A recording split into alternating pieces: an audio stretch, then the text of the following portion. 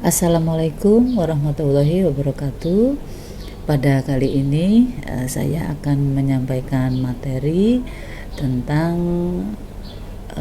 kehidupan terasing. Ya, jadi kehidupan terasing itu memang bisa dikondisikan. Nah, orang-orang yang terkait atau terlibat dengan kenapa harus mengalami kehidupan terasing itu karena orang tersebut bermasalah, ya. Adapun masalahnya ini macam-macam.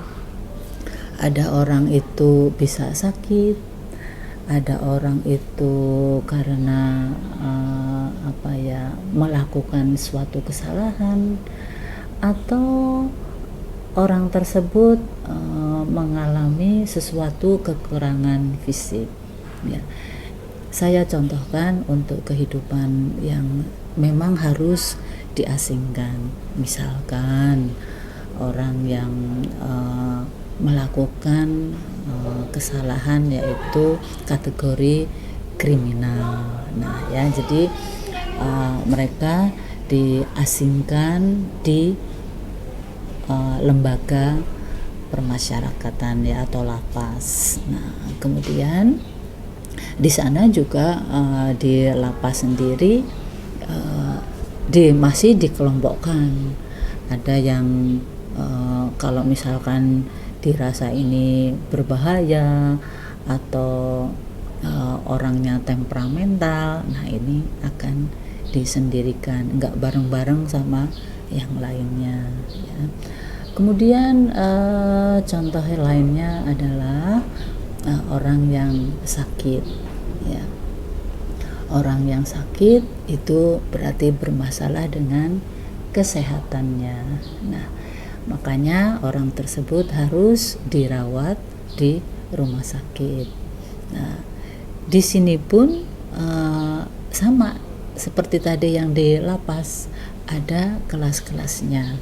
Apakah ini bisa bareng-bareng dengan pasien yang lain, atau khususon nggak boleh bareng dengan yang lainnya. Jadi dia sendirian, betul-betul diisolir, tidak boleh ada temannya.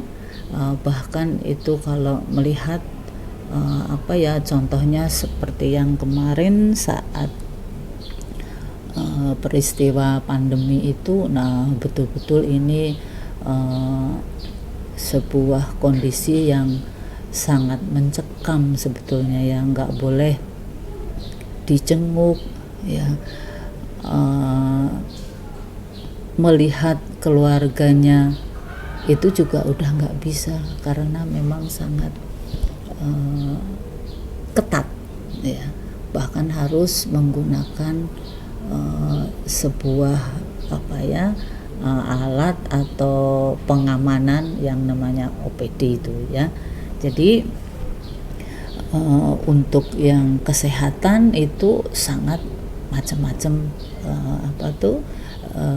tergantung dengan jenis sakitnya orang tersebut.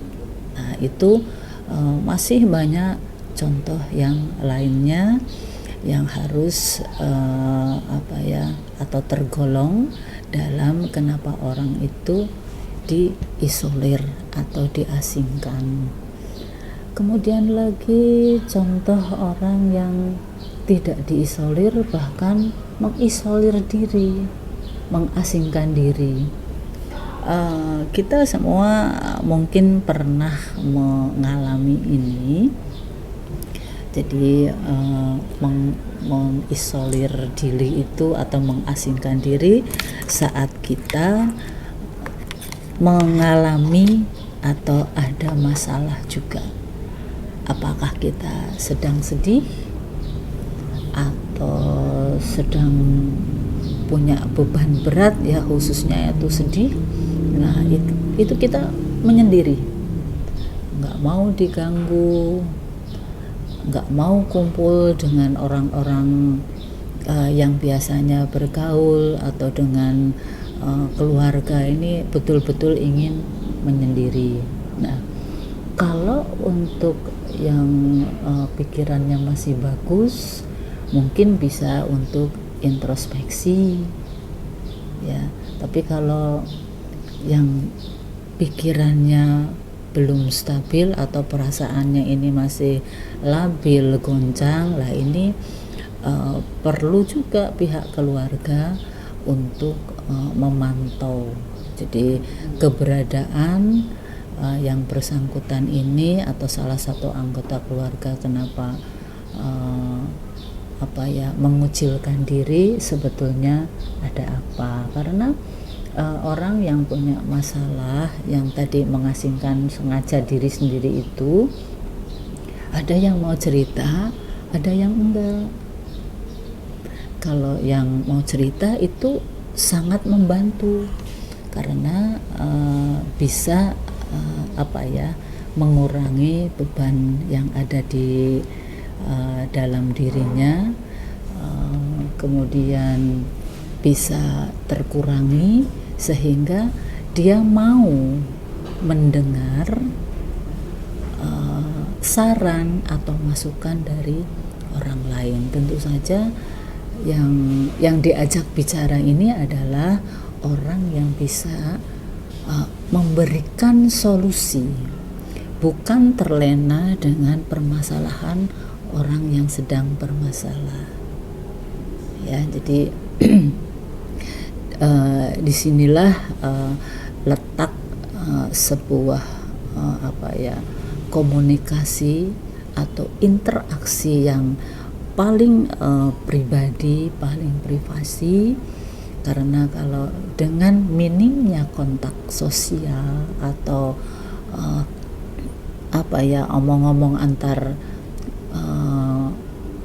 personal gitu ya, nah tidak tahu jadi orang ini sedang bermasalah tentang apa.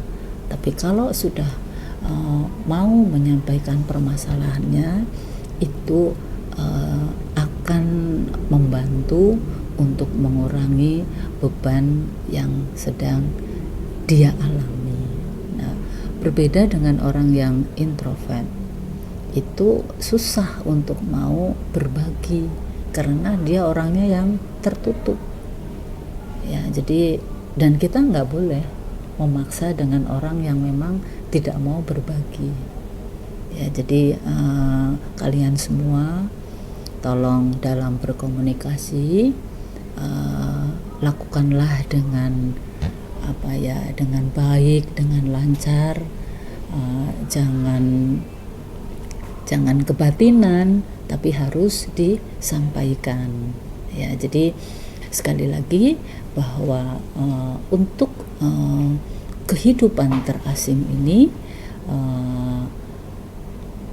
akan bisa terbantu, terselesaikan, khususnya tadi yang sedang mengalami dengan sengaja dia mengucilkan diri. Nah, untuk yang ekstrovert atau yang mau berbagi, di sini akan sangat terbantu.